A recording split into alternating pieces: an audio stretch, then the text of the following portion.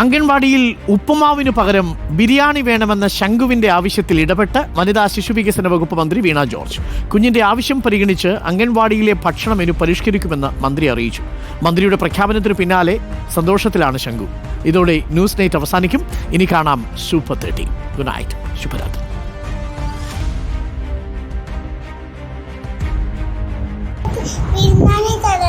എവിടെ?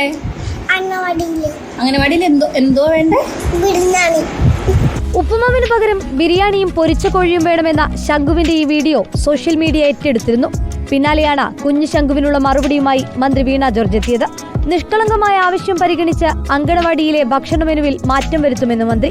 അവന്റെ ഏറ്റവും നിഷ്കളങ്കമായിട്ടുള്ള ഒരു ആവശ്യം, അവൻ അങ്കണവാടിയിൽ ഉപ്പുമാവിന് പകരം ബിരിയാണിയും പൊരിച്ച കോഴിയും വേണം എന്നുള്ളതാണ്. ശംഖുവിന്റെ ആവശ്യം പരിഗണിച്ചുകൊണ്ട് നമുക്കിതൊന്ന് പരിഷ്കരിക്കുന്നതിനെ കുറിച്ച് ആലോചിക്കാം. ആവശ്യം മന്ത്രി തന്നെ കേട്ട് പരിഹാരം കണ്ടതോടെ ശംഖുവിന്റെ മുഖത്ത് നിറഞ്ഞ ചിരി.